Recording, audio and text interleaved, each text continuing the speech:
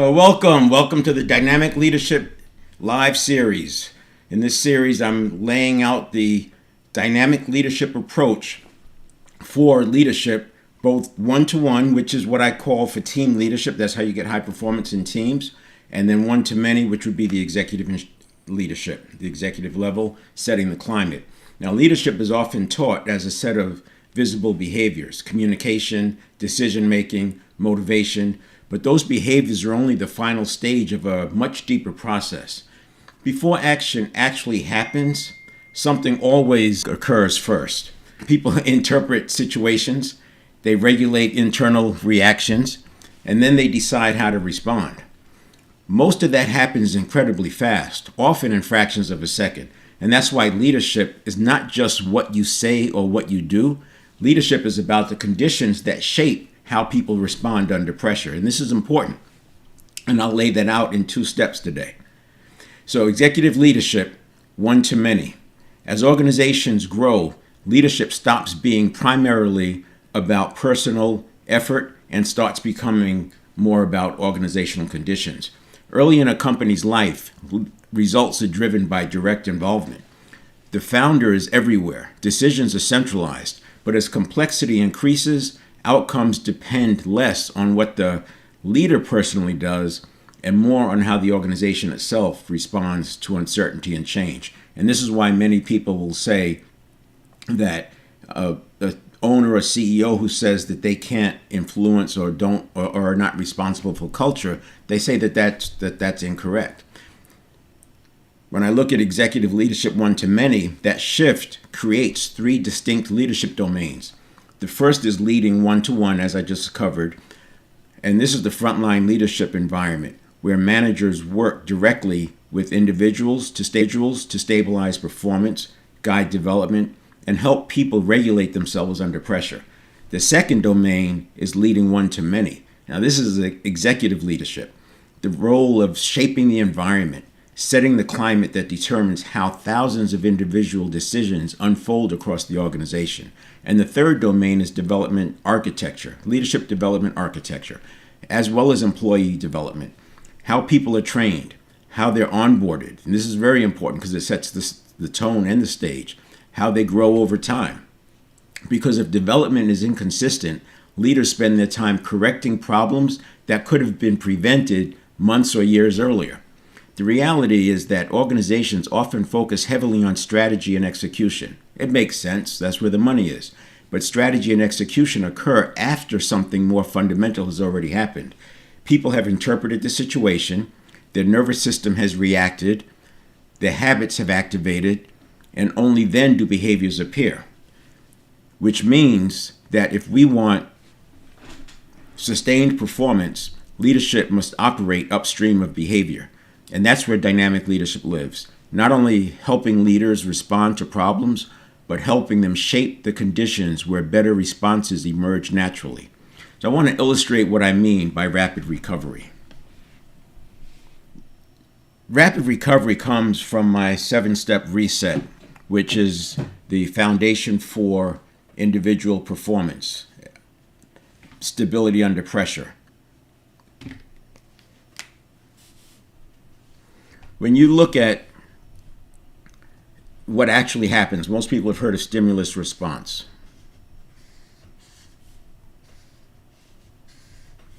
So you have your stimulus and you have your response. The stimulus is actually stimulus reaction.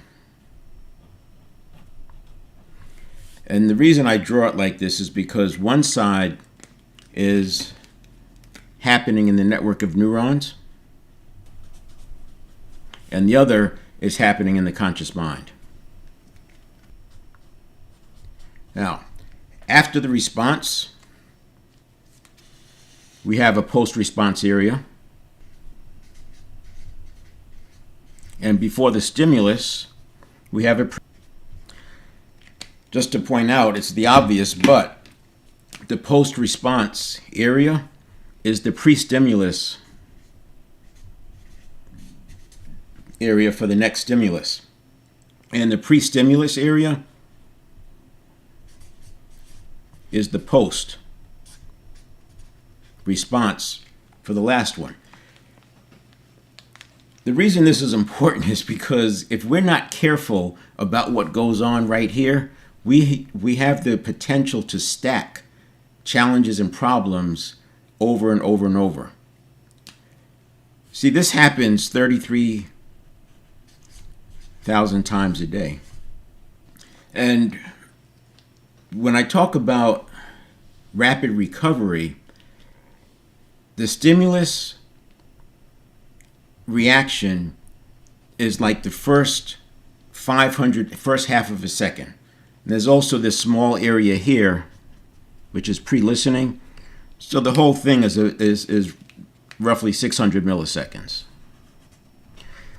That 600 milliseconds sets the trajectory, because this, you could break it up into three parts. You could break it up into initial detection, and that goes to rapid appraisal, and that goes to reaction formation. So in other words, in this 600 milliseconds, you have 3/3. The first 2/10, that includes the pre-listening and then the initial detection. The second 2/10, rapid appraisal, and then the third 2/10, reaction framing or formation, reaction formation, and then that hands it off to the conscious mind.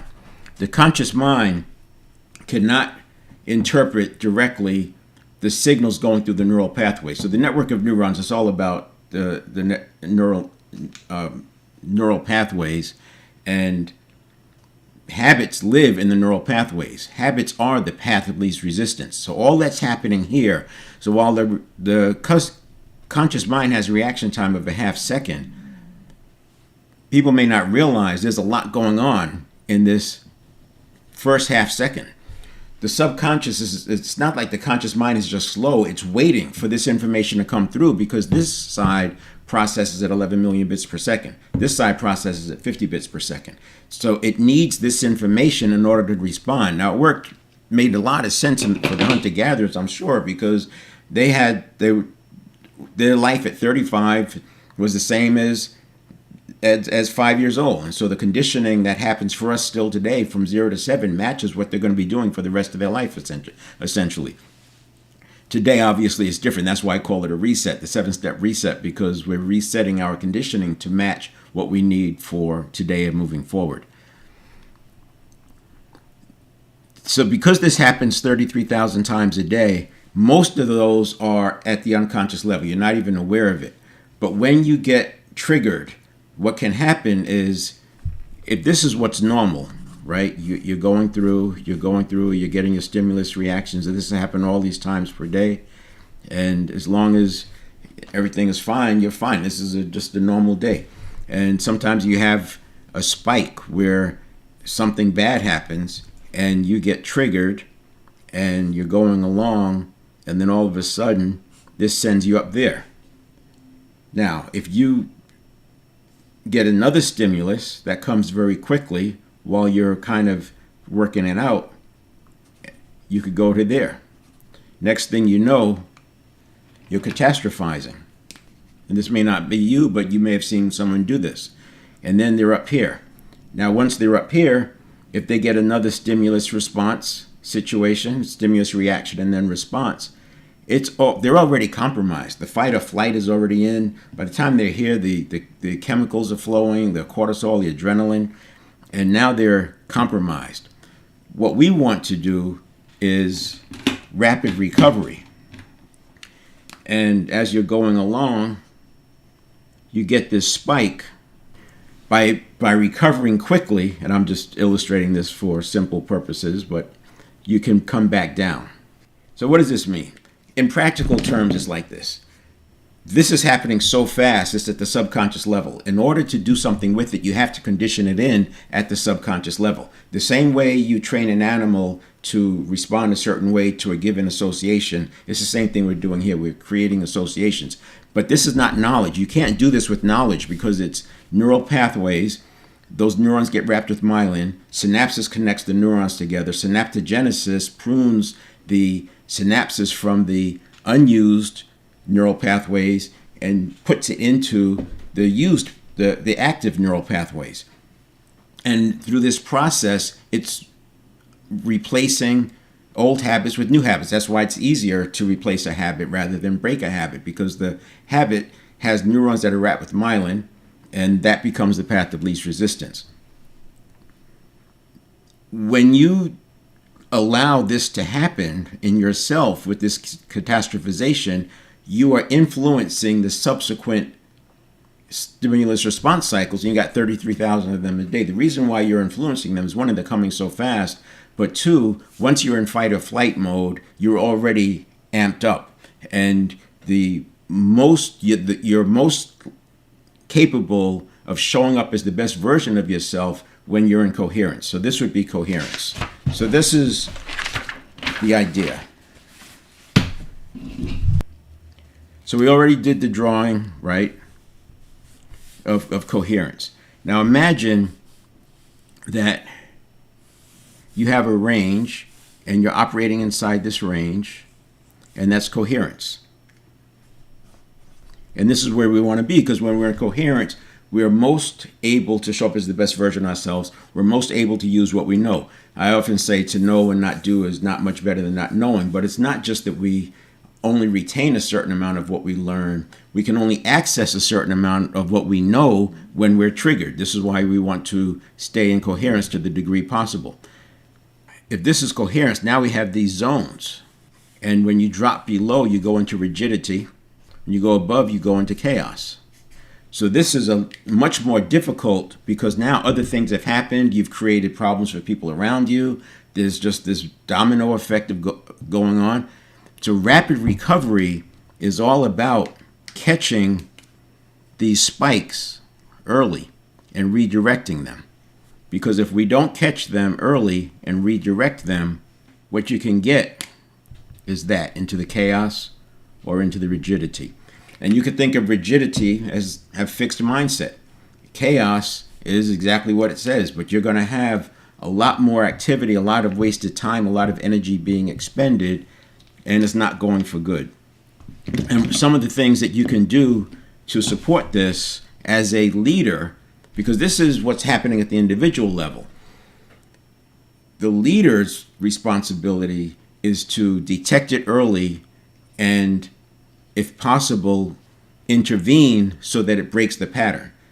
As an individual, while we can't interpret directly what's going on in the neural pathways, everyone has sensed this thing that comes up. It's like they see something or hear something, and immediately, there's like this internal sensation that happens. That's the network of neurons. That's the nervous system picking up some information. Because remember, the nervous system is connected to the senses, right? So it picked up some information. It's now in that early detection stage or initial detection of what's going on. What do we need to do? This is a risk. This is a threat. This is like that other thing that happened, and it starts to come up. It may show up as telling tension. It may show up as shutting down. And you first have to learn how to sense it in yourself and trust it. Malcolm Gladwell in his book Blink talked about it as thin slicing. But that's that first thing that comes up, and you can't define it. And in his book Thin Slicing, he said that these art experts were able to detect the fake, but they couldn't explain why. Well, that's because the nervous system picked up on the inconsistencies, but consciously we don't know it. I remember in Ranger training, we had to identify tanks. This was in the Cold War days, but we had to identify tanks as they would flash across the screen. And they would just flash them faster and faster and faster, where all you saw was just like this black flash go across the screen, and you had to answer whether it was a friendly tank or an enemy tank. And it was amazing how many we got right, because we learned to trust that I'll call it thin slicing, but it's that first thing that comes up. That's the first signal. As a leader, you can see that in your people as well. Anyone who's been speaking before a group or delivering a message has witnessed that telling tension that comes up. You can see the person they just kind of perk.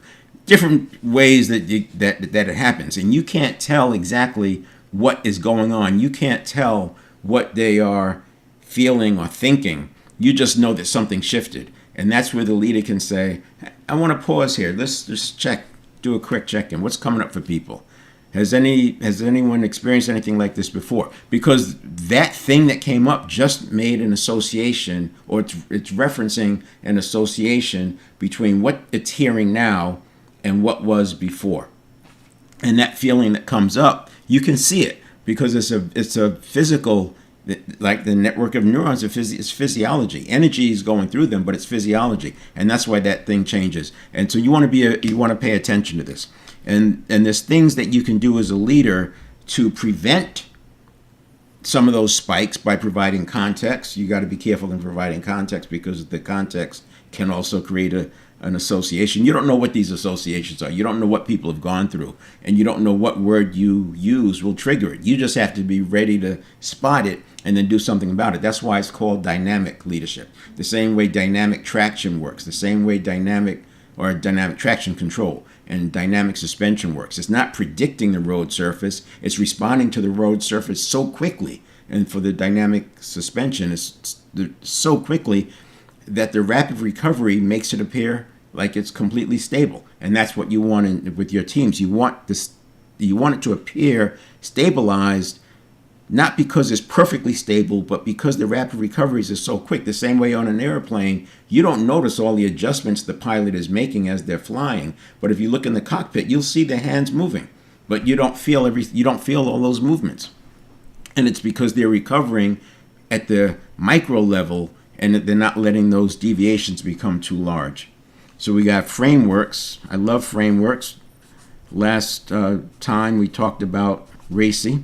Responsible, accountable, consulted, and informed. It's a good way to, as you're organizing the work, it's a good way to also clarify roles. But having frameworks helps, just like they said, it frames things. It frames things in such a way that people are less likely to spike out of that, and they stay present. I think one-to-one meetings is important. That's why I call it one-to-one leadership, even though it's teams. You want to have one-to-one because this is where you can apply the autonomy, competence, and relatedness. You can convey these and you can give feedback, because if you leave people alone too long, remember the subconscious is biased towards negative, and that subconscious will be off and running and everything is a bad thing, and it's starting to help that catastrophizing, and the one-on-ones help you answer that stuff along the way. Also, I like to give feedback, and feedback is important, obviously. And you may have heard the thing 3-to-1.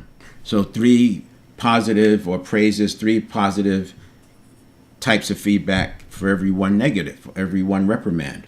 And this gets away from the leave alone zap. And what I advocate is if you give feedback regularly, you always have enough positives in the bank to give that reprimand. And even a neutral piece of feedback can come in as positive feedback. The reason it comes in as positive feedback is because you're giving them guidance to know that they're on the right path. And that's where I talk about the blue, red, and white language. That's in another video, but the short version is that blue is observable behavior, and the way you do it, it connects the good feeling to the thing that they did, which taps into dopamine and serotonin, and it becomes habit forming, versus red language, which attaches the good feeling to the leader or the manager. And that kind of leads to this behavior where people perk up and get more engaged when the boss is around. What we want is the engagement when the boss is not around. And then I already mentioned framing and context. And so if you're going to introduce information about organizational change, and you know it's not going to affect your team, and that's a true statement that it's not going to affect your team at all, you may want to reference that at first. I've got to share some things with you. There's some organizational changes. None of it's going to impact the team here. As a matter of fact, our team is actually going to support this next initiative, and then you can talk about it, because otherwise people are going to think, am I going to get riffed? Remember, you are their connection to the organization, and the organization, for many people, it just represents a paycheck. And I know you may want them to be more engaged than that, but if that's their paycheck and their livelihood and they're a sole breadwinner in the family, then you've got to manage that, or it's going to go get out of whack. So that was just a quick overview of what I meant by rapid recovery, and this is what is the responsibility of the frontline leader. First, you have to have coherence, agency, personal leadership over ourselves. And then we have to be able to detect it, and support the same in others. Leading one-to-one. Again, I use one-to-one, but you could be leading a team of 12 people, but you're going to have one-to-one interactions with them. You're going to have one-on-one meetings, because the highest form of discrimination is treating everyone the same. People have different needs. Some people have tight alignment between their personal goals and purpose and the organization. Others don't. But at the end of the day, they're all there to do a job. And so you're going to have a different conversation with everyone. You're not going to treat everyone the same. And this is part of the autonomy, competence, and relatedness. So to understand the architecture of leadership, we start with the smallest unit of performance, the individual. Every organization, regardless of size, is ultimately a collection of individuals responding to situations. And every one of those individuals is operating through a rapid internal process.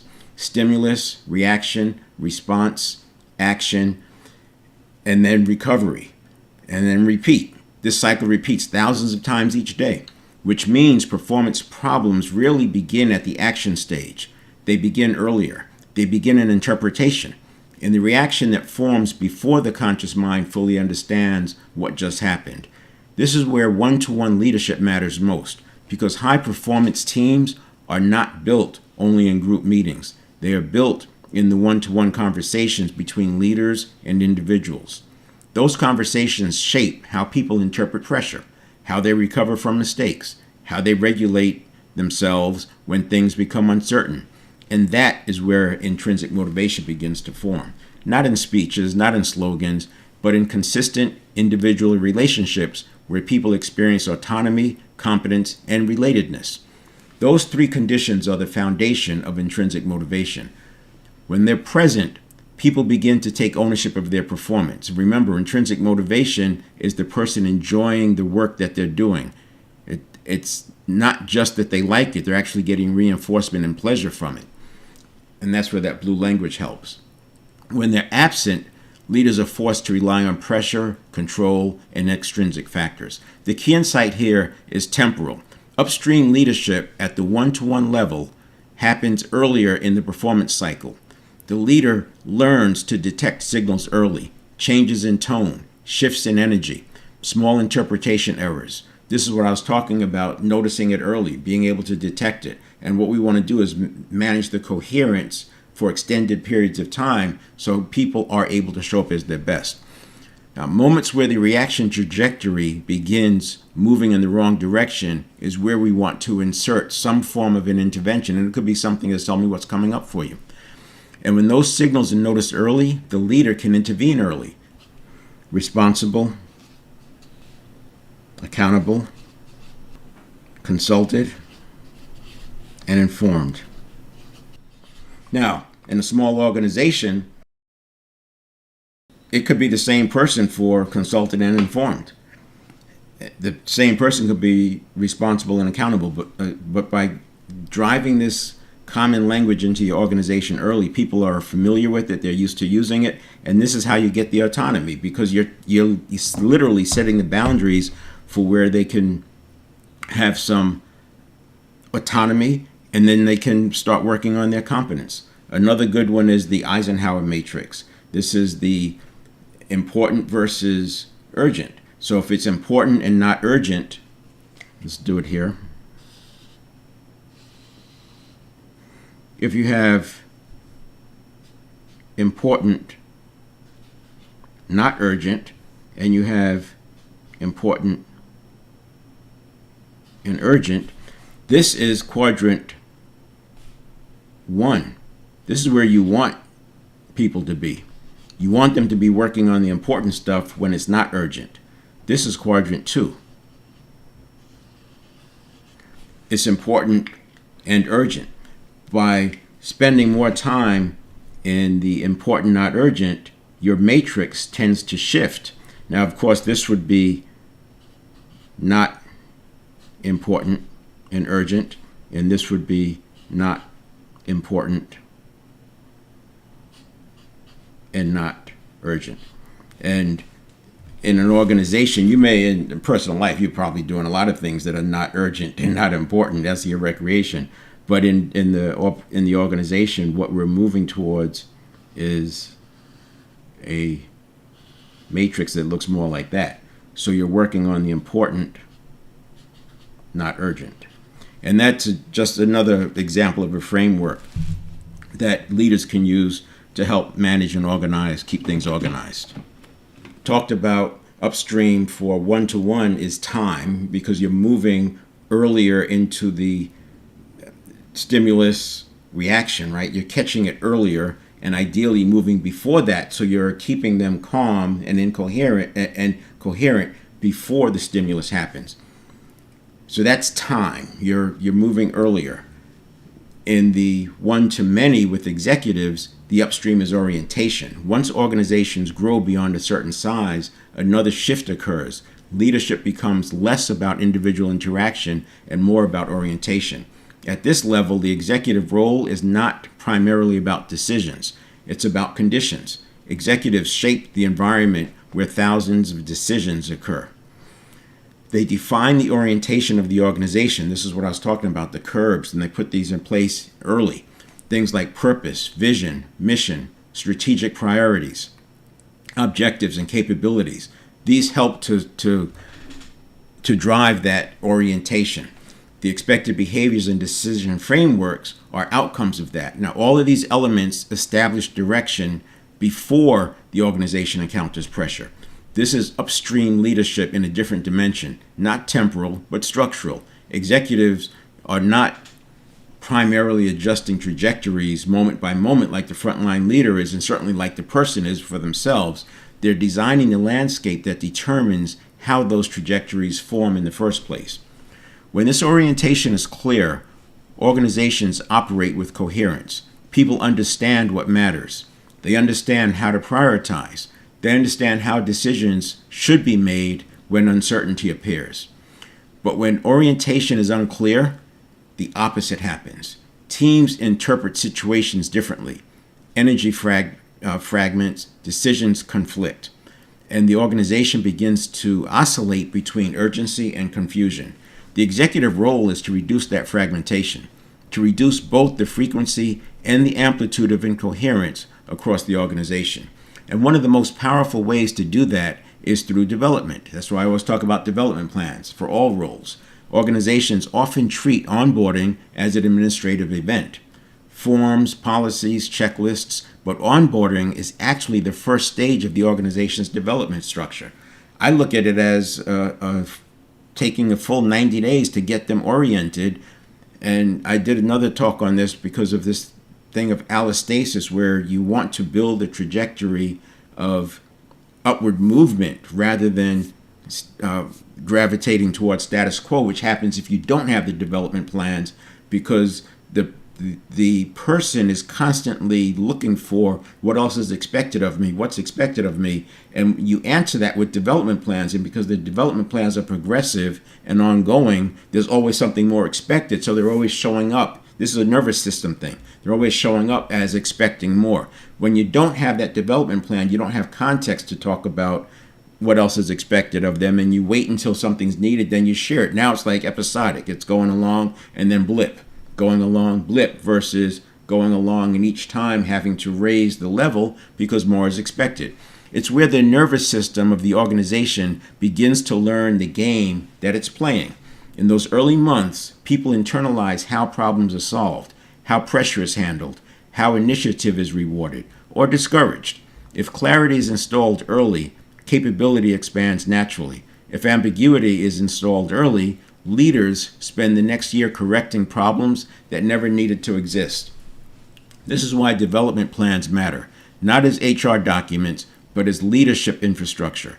The most effective organizations think in multi-year development horizons, because capability takes time to compound. When development is intentional, something powerful happens. The organization becomes a training environment. People continuously build new capabilities. Innovation becomes normal, and resilience increases. This is also where coherence emerges. Because development cascades, the conditions that enable intrinsic motivation, autonomy, competence, and relatedness. Autonomy gives people freedom to act. Competence gives them the capability to act effectively. Relatedness connects their effort to something larger than themselves. When those three conditions cascade through the organization, performance becomes self-reinforcing. I should say high performance becomes self-reinforcing. And leadership shifts from constant correction to sustained alignment. That is the upstream work of one-to-many leadership. Designing the orientation and development architecture that allows coherent performance to emerge across the entire organization. So I'll walk through a summary using some slides so you grab some screenshots and just have a way to refer back to this.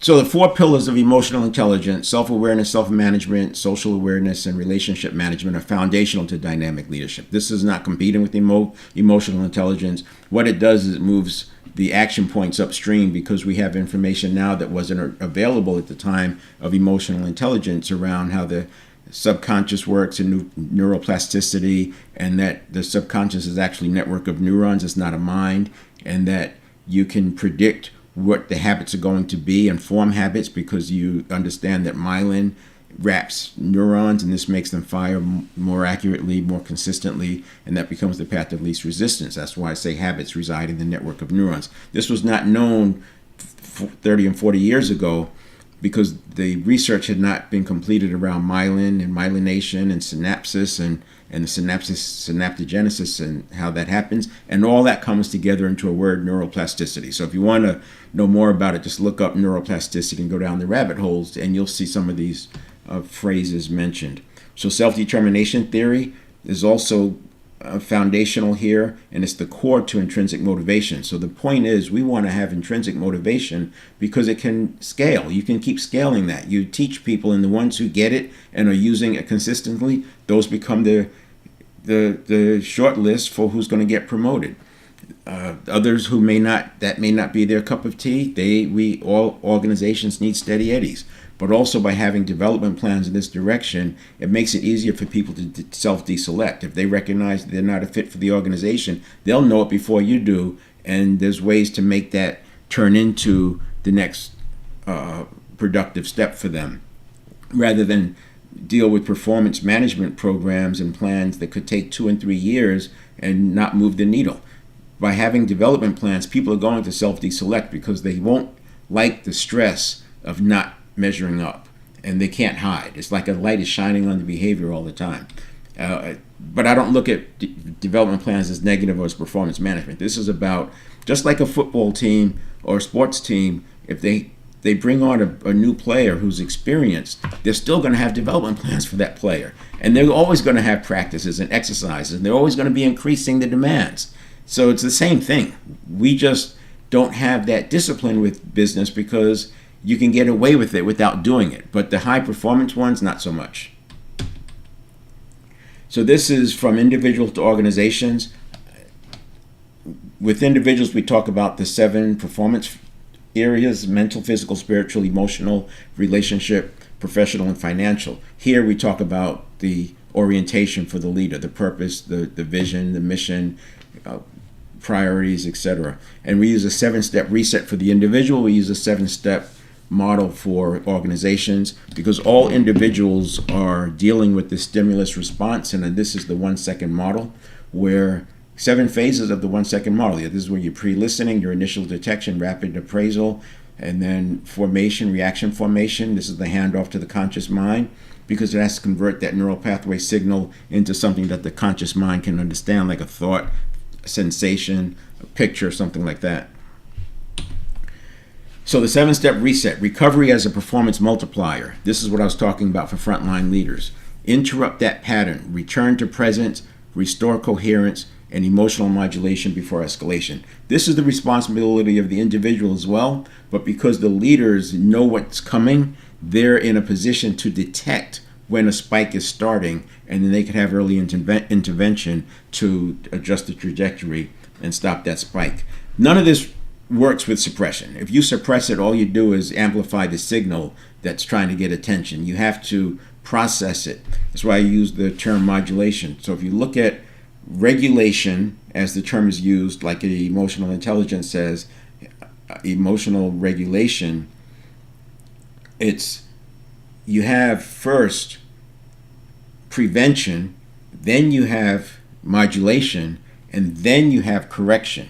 But the whole thing is regulation. Emotional intelligence tends to be more over here with the correction, because the information about the nervous system, network of neurons, path of least resistance as habits, etc., wasn't known.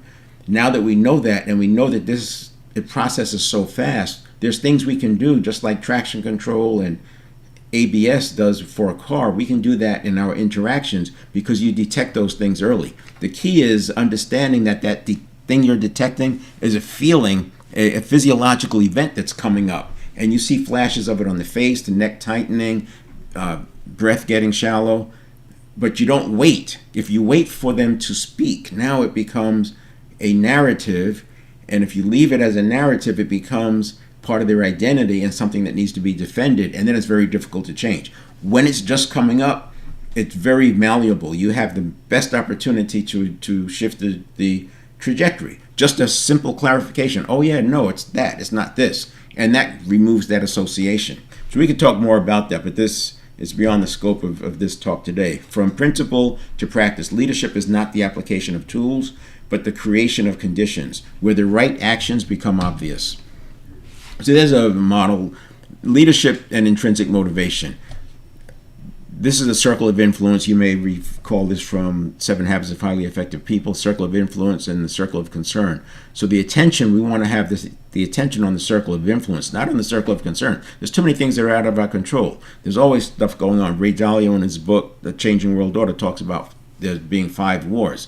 And we're currently in the U.S., I'm recording this in March of 2026. There's currently all of these wars going on at some level. It's the geopolitical wars, the trade wars, the capital wars, the technology wars, and the military wars. So you've seen the technology wars with the AI, military war, I don't need to say any more about that. The trade wars with the tariffs, and then the geopolitical wars where you have organizations getting upended because of shifts that are happening. So there's a lot that's going on. We have to focus on the circle of influence, what we can do something about. And one of the ways we do that is have a tight purpose and orientation, a clear vision of what's out of scope, or a clear identification of what's out of scope. And then you have what's discretionary, but most of this is not something you're going to be doing. If this is a clock face and this is 12, this is 8, this is 4, I would say from 10 to 2 is anything outside of that is out of scope. And from 1 to 11, that's a cone of 60 degrees. That gives you your cone of focus, 60 degrees. You can pivot back and forth inside of that without disrupting anything, without giving up energy. But all of this other stuff, why worry about it? You can always check in on it once a quarter, but you've got KPIs to tell you when to pay attention to something, so just keep moving forward. And then you have intention. So this gets to the orientation I was referring to, the what, the why, what's in scope, what's out of scope, guiding principles, and output. And by framing these and communicating these for initiatives, innovations, new projects, you're able to foster autonomy. Because when people have guiding principles and they know it's in scope and out of scope, they have a lot of information in terms of where they should be paying attention to, what they should be expending energy on. So frontline leaders adjust the trajectory early. I've mentioned this. Frontline leaders improve performance by recognizing reaction signals and guiding recovery before the behavior locks in. This is what I was talking about. When you catch it at that first what's coming up level, because the network of neurons is processing at 11 million bits per second, you get so much advantage by catching this while it's still going on in the unconscious, because after that happens, that 600 milliseconds, it hands it off to the conscious mind. Once the conscious mind gets it, it turns it into meaning, and then meaning becomes truth, and then it's harder to defend and change, etc. So notice early reaction signals, stabilize emotional state before decisions are made, guide interpretation through coaching conversations, and the coaching conversations start with questions. What's going on for them? Find out what's coming up. You can't predict what they know or think or feel, but you can ask them and they can tell you. The other thing is, on this point, onboarding, there's several conversations that you have where you're really listening to the person and what's important to them. And this is an opportunity for the leader to calibrate how this person communicates when they're safe, because you want to know very quickly when they don't feel safe. And that when you calibrate how they communicate when they feel safe, it'll be obvious when they don't feel safe, because you'll see it come up. And enable rapid recovery so performance remains coherent. When leaders intervene early, teams recover faster and sustain high performance under pressure. And you don't get this infighting, because that starts with the little thing that comes up. And if you ignore it thinking it'll go away, it might go away. And a lot of leaders have learned not to bring that stuff up, because it's like opening a can of worms, but that could be because they've been avoiding it. But when you catch it early, when you first see this first sensation come up, then it doesn't have meaning yet. And it's very, like I said, malleable. You can easily adjust that trajectory with information. It helps to remember that if it's coming up from the network of neurons, aka subconscious, it's related to the past. If something's coming up within a quarter of a second or inside of a half second, you can pretty much rest assured it's coming from the past, associations. And the network of neurons, because there's trillions of connections, 100 billion neurons, each connected to 1,000 or 10,000 other neurons. There's so many associations, it's easy for it to link this with that. And if that created pain for them, now they're connected to that. They bring that up, and then next thing you know, other people are starting to think about it. So by catching it early, you're just disconnecting the association. It's this, it's not that.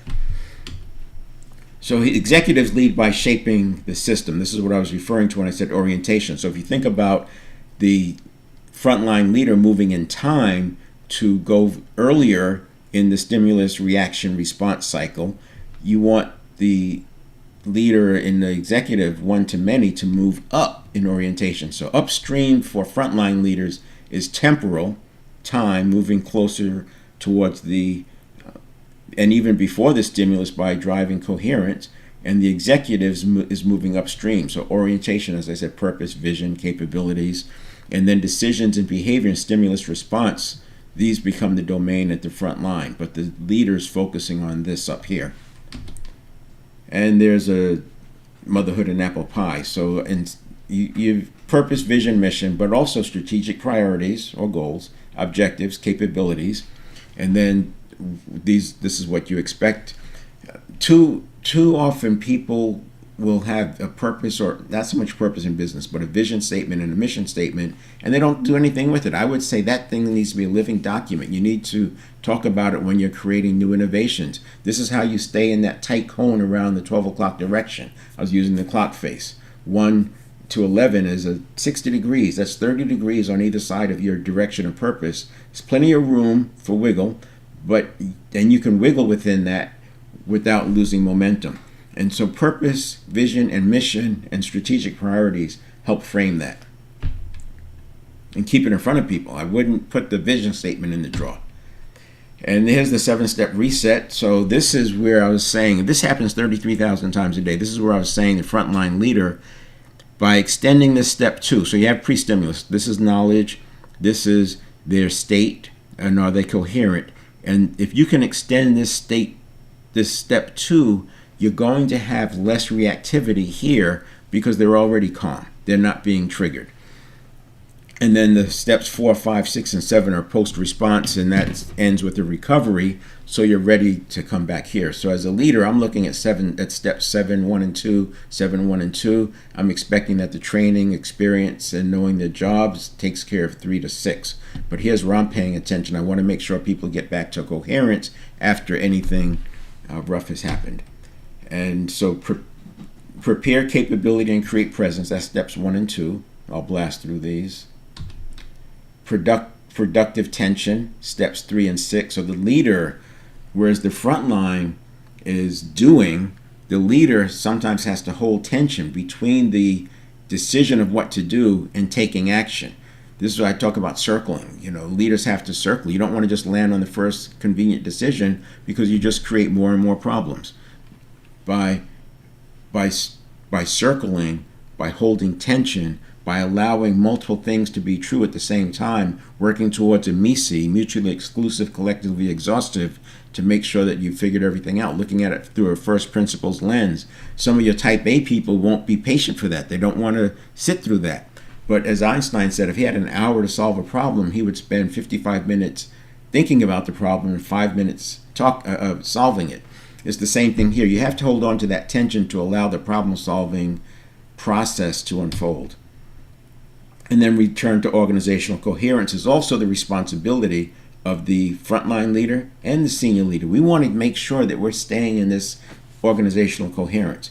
Every cycle of action must end with stabilization. You can use after-action reports, you can use postmortems, but do something, having feedback to where people are not bringing in past hurts and then into the next thing, and then they're bringing them into operations, etc. High performance requires hygiene, just like a sports team. They have to debrief the loss from the prior weekend, and so that they could get going and show up as the right version of themselves for the next weekend. That's that process. You do that as an organization too. Now, you don't have to do any of this, but the reason I have dynamic leadership is because there are people who want high-performing organizations, and high performance is a narrow set of inputs. You can do anything and have performance, but to have high performance, it takes a narrower view of that. The same way championship teams have different rigor and a different level of protocol than the middle of the pack, and certainly the teams at the other end. So reflect and integrate learning, restore clarity of direction, reinforce shared understanding, reset emotional and operational alignment. And after action reports and postmortems are a thing. You can go Google them and come up with your own version of how you want to do that. Recovery transforms experience into capability and prevents accumulated friction. Just like, and it's kind of fractal, just like we don't want people spiking and catastrophizing on the little things, we don't want them to carry too much friction across functions and across work.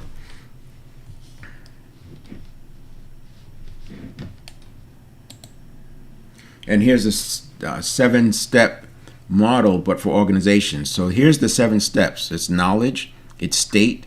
Step 3 is the stimulus reaction. 4 is the response. 5 is emotional modulation if that's needed. And then you have action and return.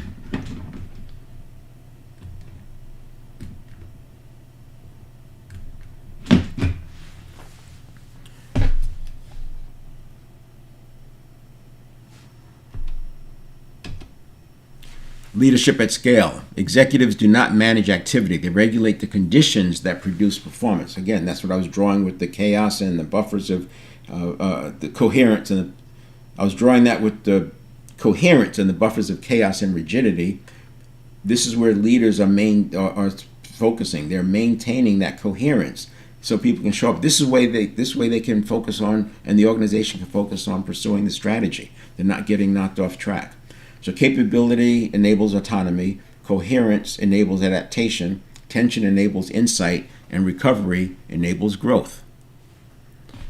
When coherence becomes systemic, performance stops depending on individuals and begins compounding through the organization. Again, I was saying that if you just want to stay status quo, you already know how to do that.